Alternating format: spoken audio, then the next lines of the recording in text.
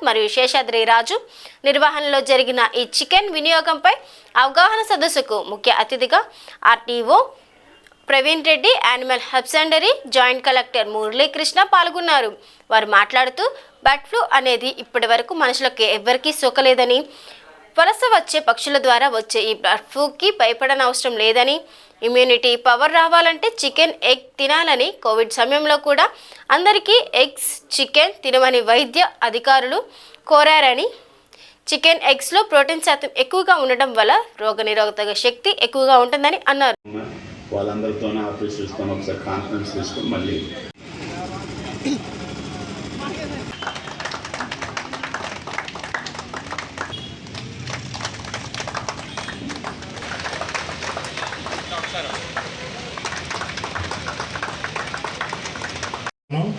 అందరికీ high protein foods, ఇదివల్ల మీరు ఏమి ఇబ్బంది ఉండదు. మీరు ధారాళంగా చికెన్ తినొచ్చు, ఏమి ఇబ్బంది ఉండదు. జనాలకి ఏమి భయం అవసరం లేదు. ఇంకొక విషయాలు ఏమంటే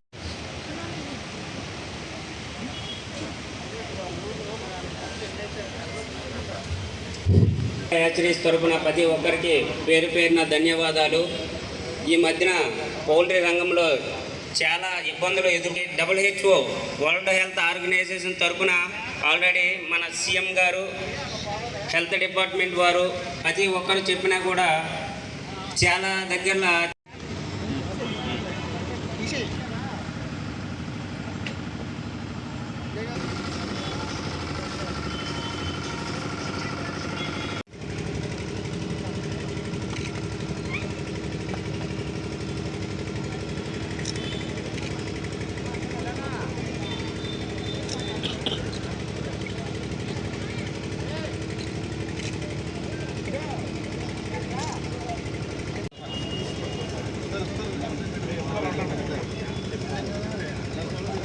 వచ్చేదా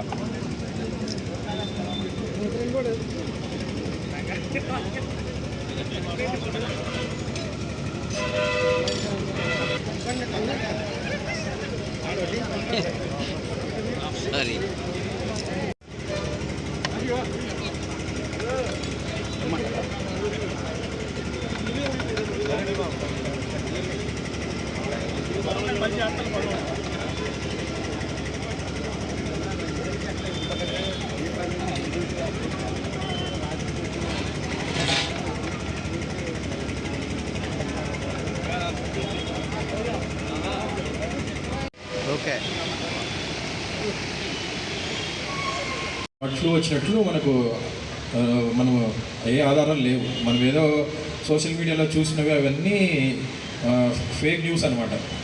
మనకు అనిమల్ హస్బెండరీ జాయింట్ డైరెక్టర్ గారు అన్ని విషయాలు చాలా చక్కగా వివరించారు. చికెన్ తీసుకోవడం వల్ల మనకు ఎలాంటి హాని లేదు. ఏమంటే మనం కొన్ని జాగ్రత్తలు తీసుకోవాలి. ప్రాపర్గా కుక్ చేసుకోవాలి. అంటే ఇప్పుడు ఒక 30 మినిట్స్ ప్రాపర్గా కుక్ చేసుకొని మనము చికెన్ కన్జ్యూమ్ చేస్తే ఎలాంటి మనకు అనారోగ్య బారిన మనం పడవన్నమాట. ఇది చాలా బయట మనకి చూస్తున్నాం. మనము బర్డ్ ఫ్లూ వచ్చింది వెస్ట్ గోదావరి జిల్లాలో, చికెన్ తీసుకుంటే మనకి కూడా అనారోగ్యం వస్తుందని, ఇవన్నీ అపోహలు మాత్రమే. ఓకే, ఇంకా ఆల్రెడీ మన గెస్ట్ చెప్పినట్లు ఇది చాలా మంచి అవుతారా లేదా, ఎఫెక్ట్ అవుతారా లేదా అనడానికి ప్రత్యక్ష సాక్షి నేనే. ఎందుకంటే బర్డ్ ఫ్లూ అవుట్ బ్రేక్ అనేటువంటిది మనకి 11వ తారీఖు మనకి నిర్ధారించడం జరిగింది. అంటే జనవరి 30వ తారీఖు నుంచి కూడా ఆ విధమైనటువంటి అన్యూజువల్ మోర్టాలిటీ కోళ్ళలో అధిక సంఖ్యలో మరణాలు అనేటువంటివి జరుగుతూ ఉన్నాయి. నేను అప్పటి నుంచి కూడా వేల్పూర్ గ్రామాన్ని సందర్శిస్తూనే ఉన్నాను. అదేవిధంగా మనకి తాడేపల్లిగూడెం మండలంలో పెత్తాడేపల్లి అనేటువంటి విలేజ్ అనేటువంటి దాంట్లో కూడా బర్డ్ ఫ్లూ రాకపోయినప్పటికీ అక్కడ బాదంపూడి అనేటువంటి గ్రామానికి అది 1 కిలోమీటర్ దూరంలో ఉండడం వల్ల వచ్చే అవకాశం ఉంది అనేటువంటి ఉద్దేశంతో ఆ కోళ్ళ ఫారాలను కూడా సందర్శిస్తూ నిన్నటి వరకు కూడా మేము ఆ కోళ్ళ ఫారాలను సందర్శించాం.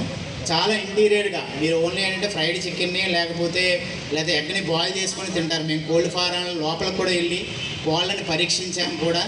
సో దగ్గరుండి వాటన్నిటిని కూడా శాస్త్రీయ పద్ధతిలో ఏవైతే బర్డ్ ఫ్లూ వల్ల మరణించాయో అన్నీ కూడా శాస్త్రీయ పద్ధతిలో, అంటే 6x6x6 అంటే 6 అడుగుల లోతు, 6 అడుగుల వెడల్పు, 6 అడుగుల పొడవు ఉన్నటువంటి గోతుల్లో వాటిని లైమ్ వేసి మళ్ళీ కోల్డ్ వేసి మళ్ళీ లైమ్ వేసి మొత్తం అంతా కూడా పూడ్చిపెట్టి ఆ కోళ్ళ ఫారాన్ని పూర్తిగా శానిటైజ్ చేసాం. అయితే మరి కోల్డ్ ఫారం యజమానుల సంగతి ఏంటి, కోల్డ్ ఫారంలో పనిచేసేటువంటి లేబర్ సంగతి ఏంటి, లేకపోతే ఆ ఇన్ఫెక్టెడ్ జోన్లో ఉన్నటువంటి గృహాల్లో ఉన్నటువంటి సాధారణ పౌరుల సంగతి ఏంటి అని మీరు అడిగినప్పుడు ఎస్ఓపి ప్రకారము అక్కడ పనిచేస్తున్నటువంటి లేబర్ని కానీ లేకపోతే ర్యాపిడ్ రెస్పాన్స్ టీమ్స్ అంటారు. అంటే అనమాట ఈ బర్డ్ ఫ్లూ వచ్చిన వెంటనే పశువైద్య సిబ్బంది, అదేవిధంగా పంచాయతీ సిబ్బంది, మున్సిపాలిటీ సిబ్బంది అందరం కూడా అక్కడికి వెళ్ళి అక్కడ ఏ విధమైనటువంటి జాగ్రత్తలు తీసుకోవాలి, ఏ విధమైనటువంటి చర్యలు తీసుకోవాలన్నప్పుడు ఆ ర్యాపిడ్ రెస్పాన్స్ టీమ్స్ కూడా అందరూ సేఫ్గా ఉన్నారు. ఎక్కడ కూడా లేబర్ కూడా మన మెడికల్ డిపార్ట్మెంట్ ద్వారా స్వాబ్స్ అనేవి కలెక్ట్ చేసాము. వాళ్ళకి ఏమన్నా బర్డ్ ఫ్లూ అనేటువంటిది వచ్చిందా లేదా అనేటువంటిది కూడా నిర్ధారణ జరిగింది. వ్యాపారస్తులు హోటల్ ఓనర్స్ అసోసియేషన్ నుంచి మా శ్రీదేవి చిన్నబాబు గారు, గణేష్ క్యాంటీన్ గణేష్ గారు, ఎస్ఆర్ఎంఎస్ రాజు గారు, అందరికీ నా నమస్కారాలు. ఇప్పుడు మన ఆంధ్రప్రదేశ్లోనే కాదు తెలంగాణలో కూడా ఒక కొత్త ప్రాబ్లమ్ని కోవిడ్ పాండమిక్ తర్వాత కొత్తగా ఈ బర్డ్ ఫ్లూ అనే ఒక అపోహని విపరీతంగా ఈ సోషల్ మీడియా ఆధారంగా వైరల్ చేస్తున్నారు.